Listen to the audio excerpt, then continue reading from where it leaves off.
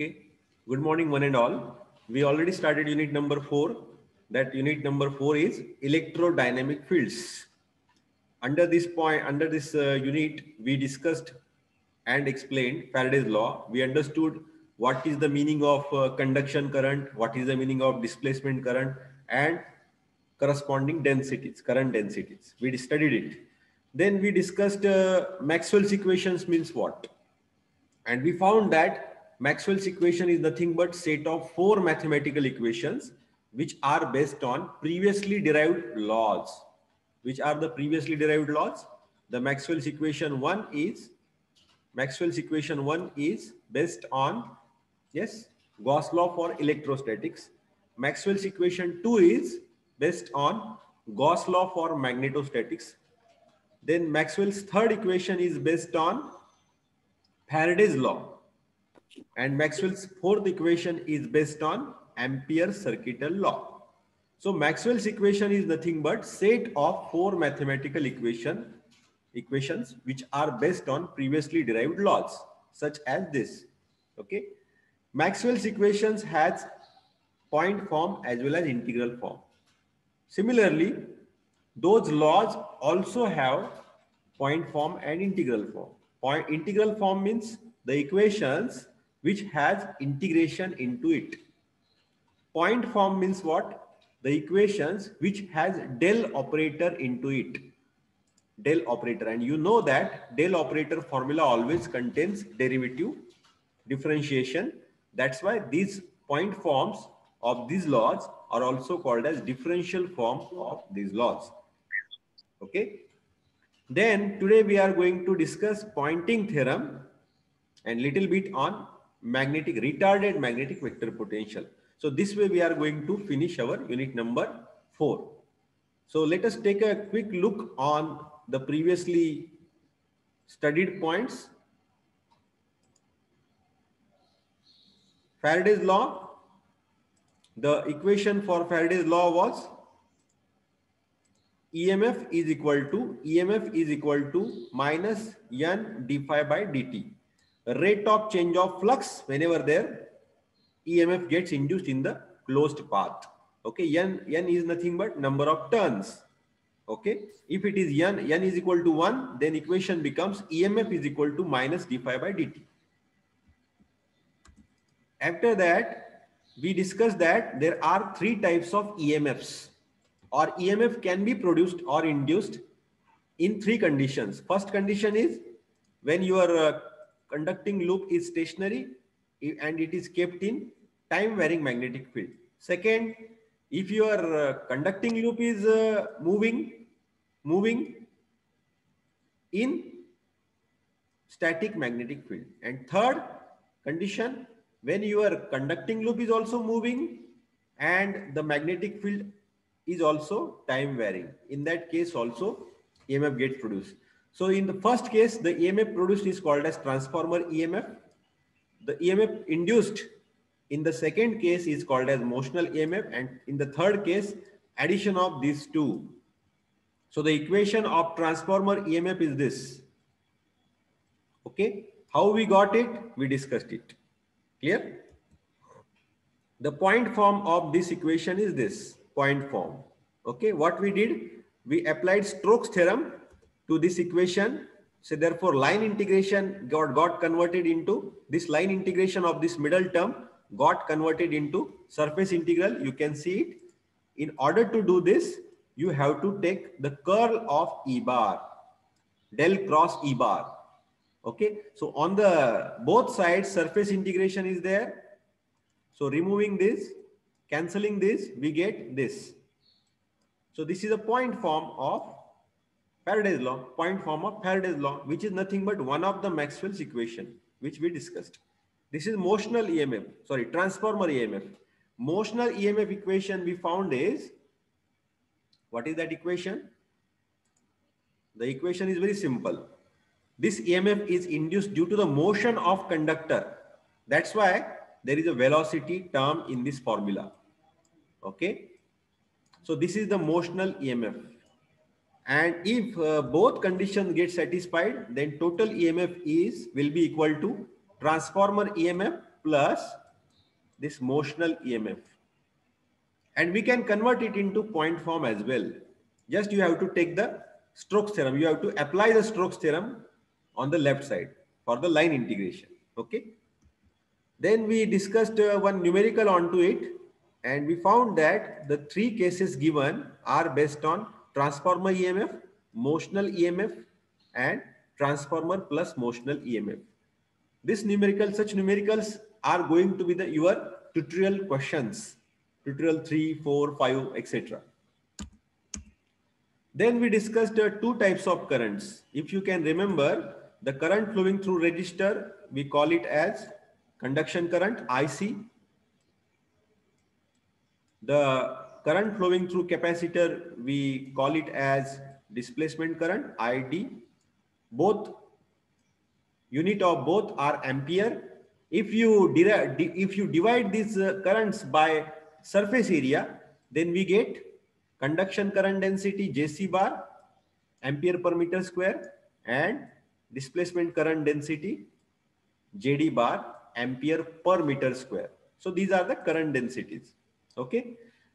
And therefore, the Ampere circuital law gets modified into this form. For example, previously in the unit number 3, we discussed that H bar dot DL bar. What was the Ampere circuital law in unit number 3? H bar dot DL bar is equal to I. Okay. And I can also be expressed in this fashion. I is also given as I must is equal to J bar dot ds bar. Correct?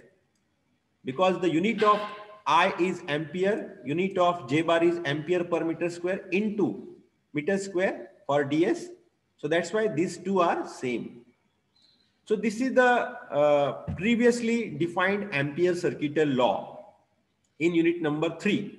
Now you can imagine as the conduction current, there are two types of current, conduction current and displacement current. Therefore, current densities are also of two types, conduction current density, displacement current density. So how you can modify this Ampere circuital law equation for time varying field? Because in unit number 3, we studied static field. In static field, only one type of current is present, that is IC, that means JC. Okay. Okay. Many times IC is represented as I, only I, and JC bar is also denoted as J bar simply. So many times C is not mentioned. Okay. But it is a conduction current. So how would you modify this? This equation is valid for static fields, magnetostatic field. And this is unit number 4, that means time varying field. So how would you modify this equation? The equation will become integration of H bar dot DL bar is equal to IC plus ID. IC plus ID is equal to integration, yes, JC bar plus JD bar dot ds bar. So this is the modification to Ampere circuital law. Many times the question comes, how would you modify, define the concept of displacement current and displacement current density and explain how the Ampere circuital law can be modified for time varying field. So this is the answer for this question. Okay. Now out of this JC bar is kept as it is here, you see. And JD bar formula is this. So JD bar equation we have written here. So this way, this is the point form of Ampere circuital law. This is integral form of Ampere circuital law. This is point form of Ampere circuital law, but this is applicable for time varying field. Okay. Then we discussed the Maxwell's equation in the last lecture, and it was very simple. Gauss law for electrostatics. You have to write down here Gauss law for magnetostatics. Then third equation is Faraday's law, then Ampere circuital law. Integral form, point form, or differential form. Okay. We have created a detailed video on this Maxwell's equation, and we discussed 3 cases of Maxwell's equation for time varying field, Maxwell's equation for static field and Maxwell's equation for time harmonic fields. Okay, we discussed 3 cases of Maxwell's equations: Maxwell's equation for time harmonic time varying field, Maxwell's equation for static fields, and Maxwell's equation for harmonic fields. Okay, the Maxwell's equation which you find on the screen are generalized forms. The generalized form contains derivative terms with respect to t, dt, del by del t. So that means this set of Maxwell's equations is applicable for time varying field. Similarly, for static field, what you have to do, wherever you find del by del t in these 4 equations, you have to replace it by 0. And whatever equation are remaining, then those are applicable for static fields. That means here there will be 0, here will be 0, 0 and 0. So these 4 equations will now be for static fields, applicable for static fields.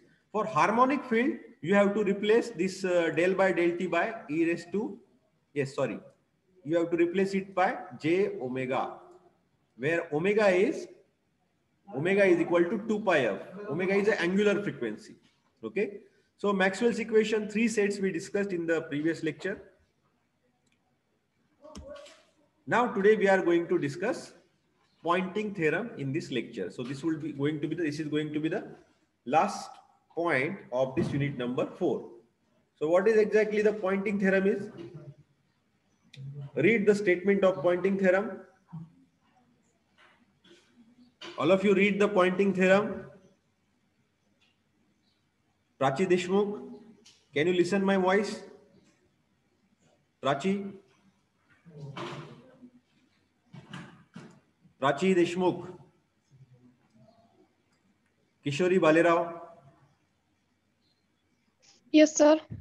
Can you see this Poynting theorem statement? Yes, sir. Oh. Read it out. Read it out.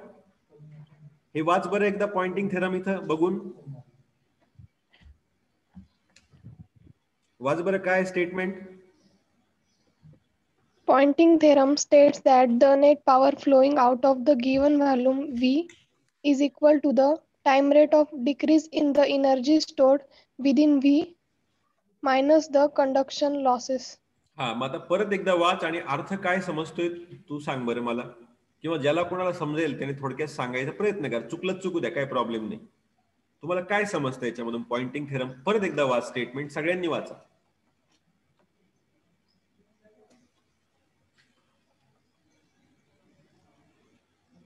Poynting theorem states that net power flowing out of given volume, म्हणजे एखाद्या व्हॉल्यूमच्या बाहेर किती power चाललाय. एखाद्या volume काय असेल, volume कोणत्याही शेपचा असेल, क्युबिक व्हॉल्यूम असेल, स्पेरिकल व्हॉल्यूम असेल, किंवा उबड धोबड कोणत्याही आकाराचा व्हॉल्यूम असेल, ठीक आहे, त्याच्या बाहेर किती पॉवर जातो इज इक्वल टू काय बघा पुढे, is equal to time rate of decrease of energy stored within that volume. म्हणजे व्हॉल्यूमच्या बाहेर किती पॉवर जाईल, व्हॉल्यूमच्या बाहेर पॉवर किती जाईल, it is equal to rate of decrease of energy stored. म्हणजे आतमध्ये किती एनर्जी स्टोर्ड आहे, त्या व्हॉल्यूमच्या आतमध्ये किती एनर्जी स्टोर्ड आहे, बरोबर आहे ना, तेवढी त्याचा रेट, डिक्रीज होण्याचा रेट, स्टोर्ड एनर्जीचा डिक्रीज होण्याचा रेट त्याच्यावर डिपेंड असेल. Net power flowing out of given volume is equal to time rate of decrease in energy stored within that volume minus conduction losses. आता तुम्ही परत एकदा वाचा बरं आणि ती डायग्राम समजते का बघा. सगळ्यांनी वाचा बरं पॉइंटिंग थेरम. प्राची देशमुख आहे की नाही लेक्चरला, का नुसतंच फक्त लेक्चरला आले? हा, मग वाच बरं पॉइंटिंग थेरम वाच आणि मला समजून सांग बरं शॉर्टकट मध्ये. Poynting theorem states that the net power flowing out of given volume is equal to time rate of decrease in energy stored within V minus the conduction losses. बर, ठीक आहे. मग आता तुम्हाला मी एकदा एक्सप्लेन करतो आणि परत एकदा सांगावं लागेल तुम्हाला. हे बघा, सपोज तुमच्याकडे असं एक व्हॉल्यूम आहे, असं एक काहीतरी व्हॉल्यूम आहे, क्युबिक व्हॉल्यूम आहे, सपोज असं काहीतरी व्हॉल्यूम आहे. ठीक आहे.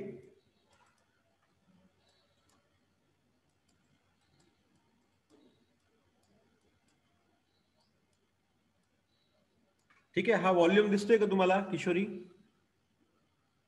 Yes sir.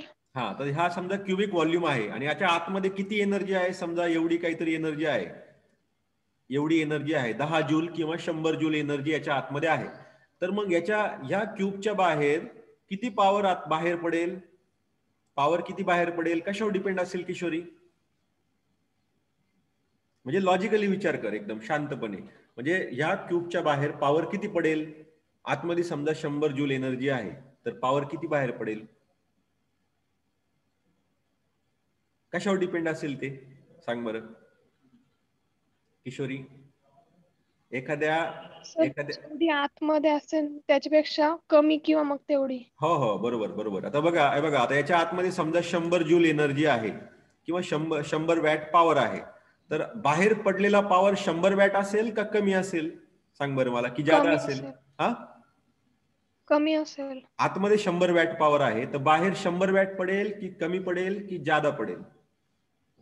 त्याच्यापेक्षा कमी पडेल. कशामुळे सांगा मला, कशामुळे? आतून बाहेर जाते म्हणजे ते पॉवर कंडक्ट होते, मग तेवढी कमी होईल ना, लॉस होईल. मला एक सांगा, हे बघा आता इथे एखादा माणूस उभा आहे, ठीक आहे, हा एक माणूस काहीतरी उभा आहे आणि दुसरा माणूस इथं उभा आहे, ठीक आहे. तर मला सांगा, हा जे काही बोलतोय त्याची इथं बोलल्यानंतर जी मॅग्निट्यूड असेल व्हॉइस सिग्नलची, आणि ती इथं ह्या माणसाला मिळाल्यानंतर, तो आवाज गेल्यानंतर इथली मॅग्निट्यूड आणि इथली मॅग्निट्यूड सारखी असेल का वेगळी असेल किशोरी? वेगळे असेल सर. समजा इथं मॅग्निट्यूड 10 आहे, इथं बोलला तो माणूस, या लोकेशनला मॅग्निट्यूड 10 आहे, तर इथं किती असेल? कमी असेल का जादा असेल?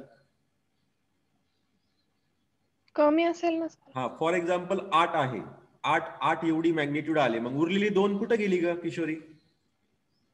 कंडक्शन लॉसेस झाले सर. म्हणजे व्हेरी गुड. ह्या माणसापासून पुढच्या माणसापर्यंत व्हेरी गुड. जाई तोपर्यंत लॉसेस किती लॉस झाले? झाला. 2 एवढा लॉस झाला, बरोबर आहे ना? हो. हा, तशीच गंमत आहे. इथं समजा 100 वॅट आतमध्ये आहे, तर बाहेर पडताना फॉर एक्झाम्पल 90च बाहेर पडेल, 90 वॅट. मग उरलेले 10 कुठे गेले? लॉसेस झाले. लॉस होतोच आजकाल, मीडियम मध्ये किंवा हवेमध्ये लॉस होणारच. तर मग तेच पॉइंटिंग थेरम आहे, दुसरं काहीच नाही. बघा, Poynting theorem states that net power, net म्हणजे काय? Total power. नेटचा शब्दाचा अर्थ काय? Total power flowing out of म्हणजे बाहेर, गिवन व्हॉल्यूम, व्हॉल्यूमला नाव दिलंय समजा व्ही, व्ही हे व्हॉल्यूमचं नाव आहे, is equal to time rate of decrease in energy stored. आता इथून जेव्हा एनर्जी बाहेर पडते म्हटल्यावर आतमधली एनर्जी डिक्रीज होणार आहे का नाही किशोरी? Yes sir. हा, मग कितीच्या स्पीडने डिक्रीज होईल? तर derivative time rate of decrease in energy stored within V minus conduction losses. समजलं का तुला पॉइंटिंग थेरम? हो सर. हा, आता पॉइंटिंग थेरम दाखवताना बघा कोणत्या सिम्बॉलने दाखवतात? पी बारने दाखवतात. बघा, P bar is equal to काय? E bar cross H bar. आता मला सांग किशोरी, किंवा कुणी सांगा, ई बारचं युनिट काय असतं? ई बारचं इलेक्ट्रिक फील्ड इंटेन्सिटीचं युनिट काय? ई बारचं युनिट काय असतं? कुणी सांगा, चला. निलेश, प्राची, दिव्या बरके, कुणी सांगा, ई बारचं युनिट काय असतं आणि एच बारचं युनिट काय असतं? पटकन सांगा. अरे, आता इलेक्ट्रिक फील्ड इंटेन्सिटी आपण किती वेळा बघितली, मॅग्नेटिक फील्ड इंटेन्सिटी किती वेळा शिकलो, त्याचं युनिट आहे का नाही मोजण्याचं युनिट किशोरी? वेबर. अरे, इलेक्ट्रिक फील्ड इंटेन्सिटीचं युनिट काय? आता वेबर तर मॅग्नेटिक फील्ड मध्ये शिकलो आपण. ई बारचं युनिट काय असतं?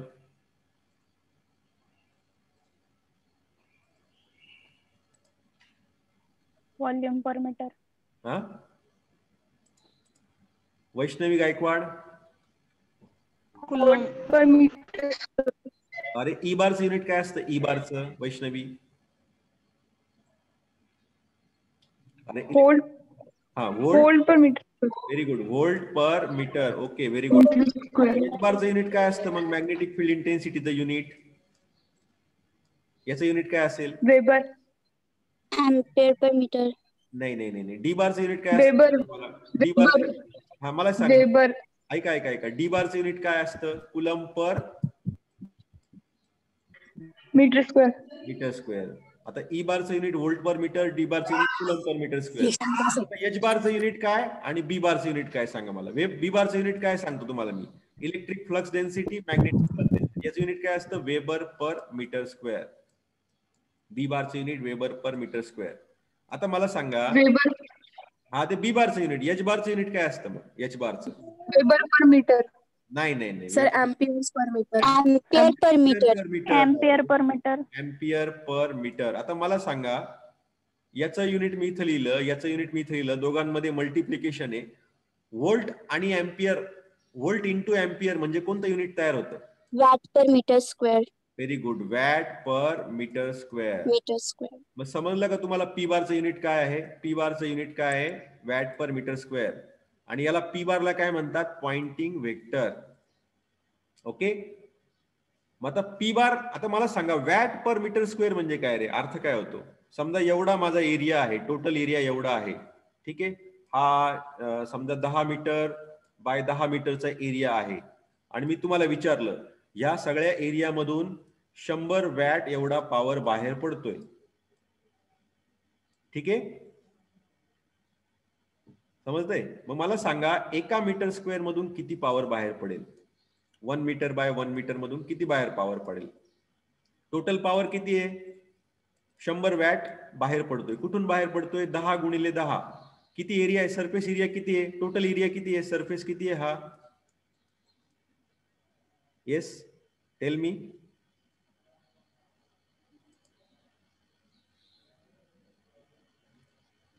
हा सांगा ना पटकन. सुप्रिया, अरे हे बघा इथे दिसतंय का सुप्रिया? सुप्रिया हंडाळ.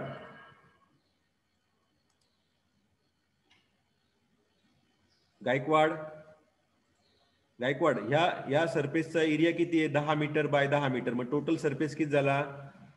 लेंथ 10 आहे, ब्रेड 10 आहे. किती एरिया झाला मग याचा? Gaikwad 100 metre square. 100 metre square. एवढा सोपा प्रश्न विचारलाय, मग एवढा वेळ नाही लागायला पाहिजे. हा बरोबर आहे की नाही? मग आता मी इथं सरफेस एरिया लिहिला 100 मीटर स्क्वेअर. आणि आता मला सांगा टोटल पॉवर याच्यातून बाहेर किती पडतोय?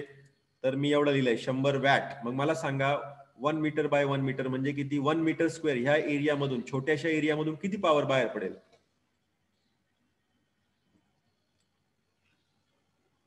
1 वॅट. बरोबर आहे का नाही? कसं काढला तुम्ही? कसं काढलं? कसं कॅल्क्युलेट केलं?